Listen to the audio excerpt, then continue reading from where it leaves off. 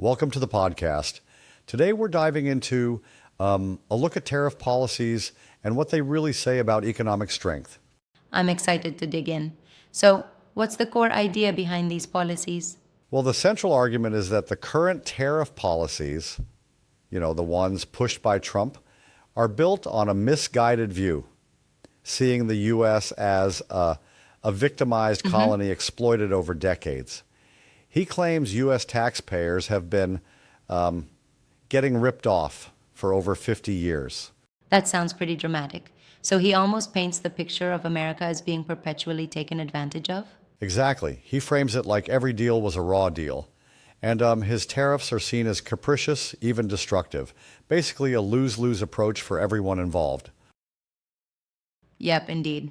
But isn't there more to the story when you look at the actual economic data? Absolutely. The reality shows a very different picture. Over the last 3 decades, the U.S. economy has surged ahead of major competitors. Just think about it. In 2008, the economy was on par with the Eurozone, and by 2023, it had nearly doubled in size. Wow, so really the economic growth contradicts that narrative of perpetual victimization. Right.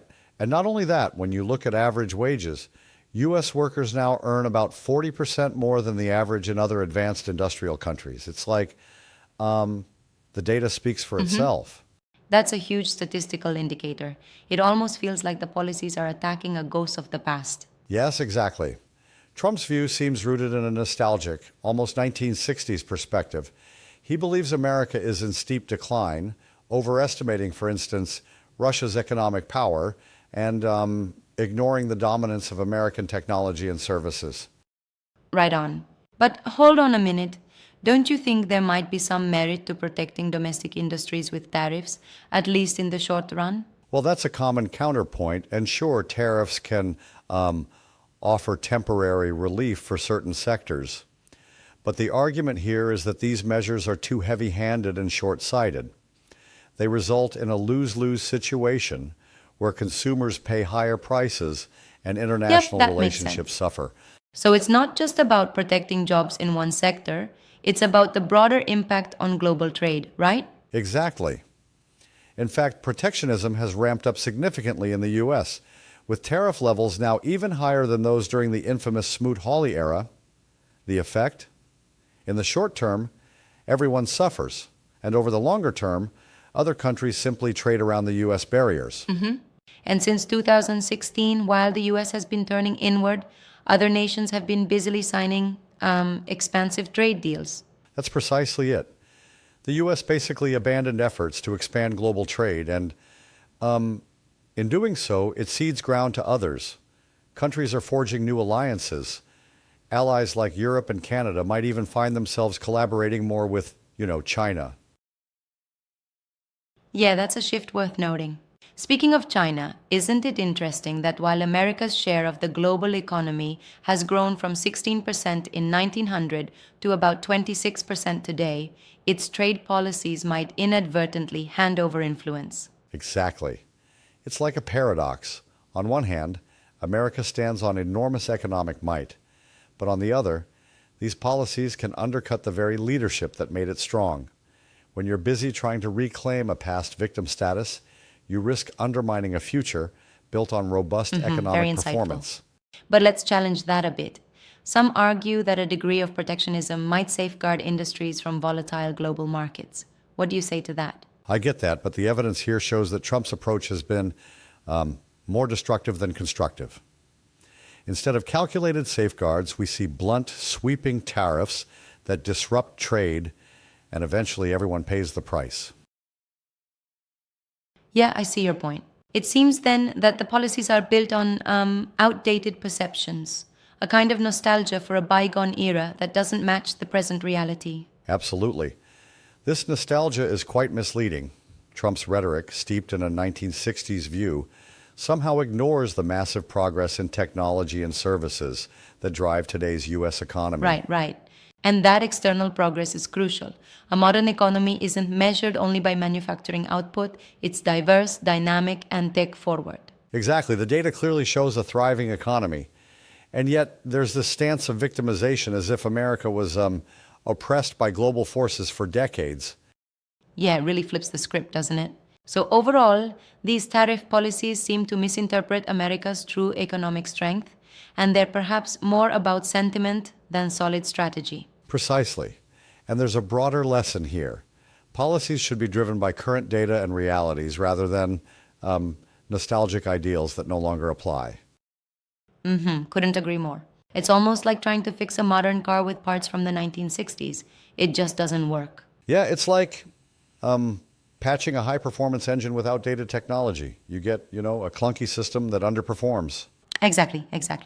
And that clunky approach affects global trade dynamics too, doesn't it? For sure, with protectionist policies in place, other nations begin to bypass the U.S. market, striking their own trade deals and ultimately reducing America's leverage on the global stage.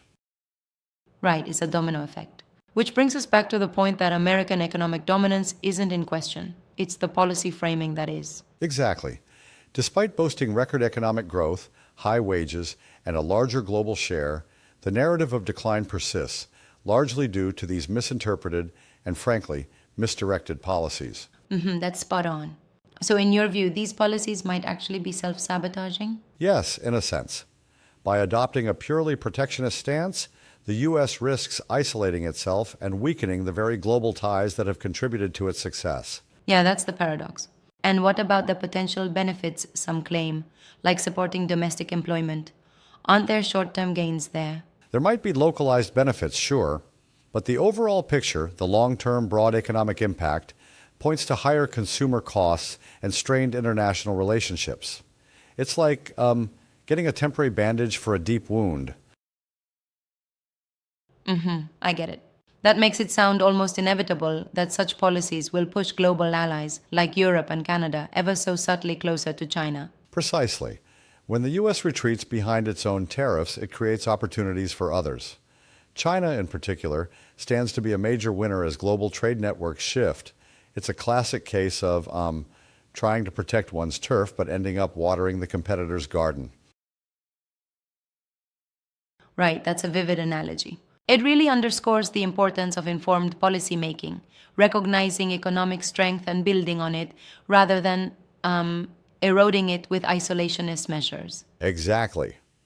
The robust statistics, like doubling the economy's size since 2008 and maintaining higher average wages, speak volumes that contradict the narrative of decline that these tariffs rely on. That's key. And it's quite striking to think that, while American economic performance has been blazing ahead, the policies in place seem to dwell in a misinterpreted past. Absolutely.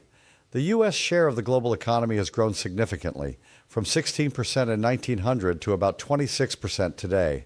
And all this progress clashes hard with a view of America as a weakened victim. Yeah, it's like a clash of narratives. So if you had to sum it up, what's the takeaway for policymakers? I'd say the takeaway is to base policies on current economic realities, not on outdated sentiment or nostalgic visions. The evidence is clear. Protectionism implemented in this blunt manner misses the mark and even harms global trade dynamics. Absolutely. And in the end, it's a reminder that safeguarding economic leadership involves embracing innovation and collaboration, not turning inward. Precisely.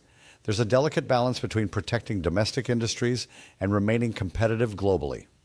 Overreach in tariffs only tightens that isolation and could very well backfire in the long run. Right, it's a risky trade off. It really leaves us wondering if a more measured, data driven approach could harness the benefits of trade without the downsides of strong protectionism. Exactly. Imagine a strategy that supports innovation, encourages fair trade, and leverages the U.S. inherent strengths, rather than a policy that's more about sentiment than sound economic strategy. Yeah, that sounds like the future. It's clear that the US doesn't need to cling to outdated victim narratives. The numbers prove its capability and robust position in global trade. Absolutely. The evidence is overwhelming.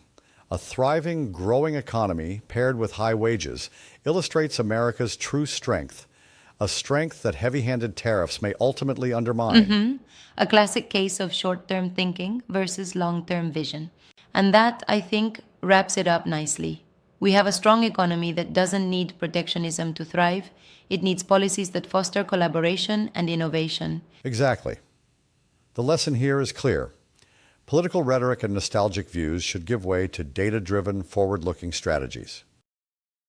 Right on. Thanks for an insightful discussion. It's been eye-opening to see how tariff policies, as currently applied, might be more harmful than helpful despite a strong economic backdrop. Absolutely. Until next time, keep questioning and driving forward with the facts. Thanks, and see you next time.